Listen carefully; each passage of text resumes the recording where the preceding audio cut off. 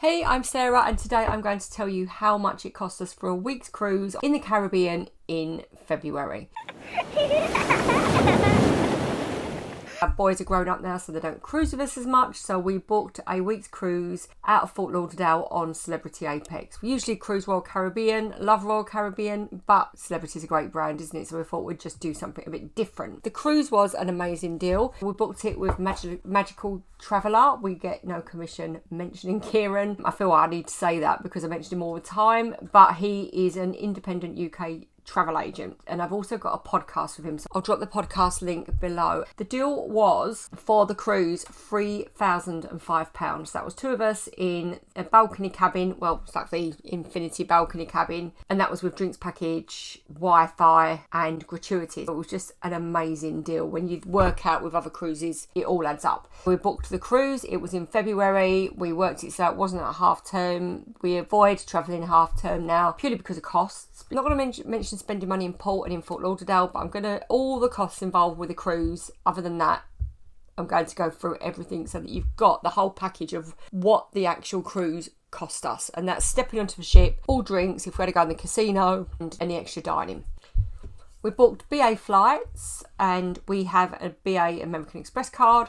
The beauty of that is that if you save up your air miles, you can just fly for the tax. So for the two of us to fly return, we live near Manchester, so it was Manchester to Heathrow to Miami, and that was a £300 return for the both of us. So that was £150 each. And having the American Express means that cruising the Caribbean isn't such a big expense. There's a bit of a faff in between because you have to go via Heathrow, but we just go in the lounge with our American Express card. You get free access to the lounge and it's fine. You're chilling in between, aren't you? So it's not that bad.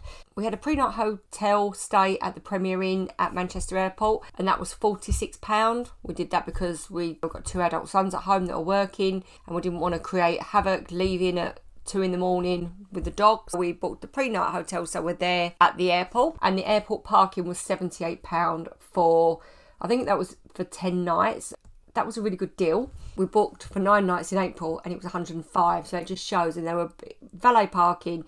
We like to park at the door, walk in the airport. None of this getting buses business, so you could save money doing it a different way. The airport fast pass was £10 just to get through security quicker. So £5 each, and we were straight through security. When we landed in Miami, we made the mistake of not booking transfers. We usually book welcome pickups and arrange. It's like it might cost us an extra £10, but they're there at the airport waiting for us. Because in America the Ubers are so good, we thought we'll just get an Uber. We waited an hour, so I'd never do that again. They kept saying they were coming, not coming. In hindsight, and now we know that we landed at 5 o'clock. Traffic in between Miami and Fort Lauderdale at that time of day is horrific. Really, no one just wanted to do that journey, but we did get one and it cost us £55. So we booked 2 nights in the Hilton Fort Lauderdale Marina Hotel, and that was $660 for 2 nights. I'll pop a link to the review below. It was a good location. I think if you were going to Fort Lauderdale, I'd go more downtown on the Riverwalk. Where we were was idyllic, and when we got to the hotel though, we didn't get there till 8 o'clock at night, and they'd sold our room, and they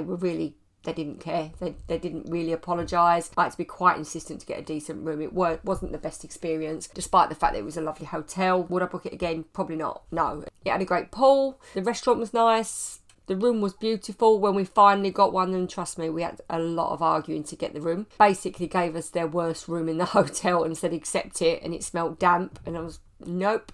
That is not happening. This is, that it's not a negotiation process. I want what I booked. And we stood our ground. We got it, but it was quite stressful after a long flight. So the next day we got a taxi to the port. The beauty of the Hilton is it's quite near to the port. That was £18.50. The only thing we spent on our cruise was we upgraded the drinks package. We did a few speciality dining and we went in the casinos. So we upgraded the drinks package, and that was £160. That was for both of us. And what I did was I just kept checking on my Celebrity app for offers, and eventually I got a really good offer. By waiting, I saved, I don't know, about £50. It was quite a saving. The difference is if you have the classic drinks package, which is included in the price of your cruise, or most often is, you get $10 per drink. Now, if you buy a drink that's $14, you can pay the extra $4, but you also pay the gratuity on that $4. When we looked at it, I do like San Pellegrino. I drink a lot of water. My husband drinks Strongbow, and that was $11, so it was just over. I like a Bailey's coffee, that was just over. I like Whispering Angel wine, and there's a few different wines that I like that just weren't under the $10. I'm not a mega cocktail fan, but I like to have a cocktail, and a lot of the cocktails that I would have chosen were over. So we decided we'd go for the premium drinks package, and that gave you drinks up to $17. You didn't really have to worry. Now, if you went to somewhere like Eden, there were drinks over that, and there were, wines over it, and there were bourbons and brandies and whiskies over it, but that didn't really bother me. I felt like we had no restriction with having the £17, and as I say, we worked it out. It was £160 for both of us, and by the time I'd had a few cocktails, I've paid for extra for wines, San Pellegrino rather than having club soda. Honestly, I can't even tell you how much water I drink a day. I drink so much. And I think on the classic package, you can't take away the cans. So my husband likes a can of Diet Coke. I like to take the bottles of water, and I think on the classic you can't, where on the premium you can. And our final bar bill was £200. Now, we did spend more. We did a couple of specialty dining. We don't do as much as normal because I eat a gluten-free diet, and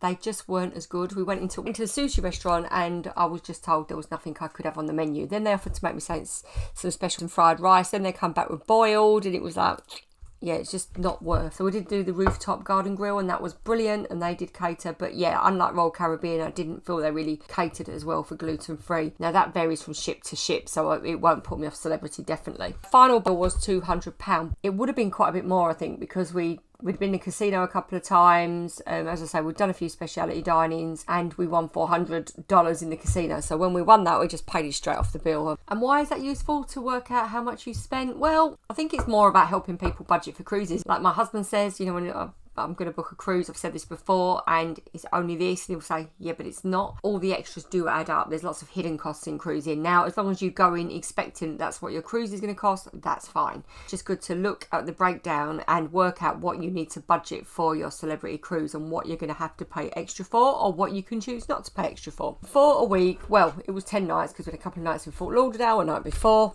On a Caribbean cruise in February, it was a grand total of £4,532.50, and in dollars, that's $6,134.95. So that was the price of our celebrity cruise in the Caribbean in February. And you know what? For that sunshine, it was worth every penny. Thank you for watching that. We've also got an Allure of the Seas breakdown, so you can have a look at that. And like I say, some of them are choices, some of them you just have to pay. Thank you for watching, and happy cruising.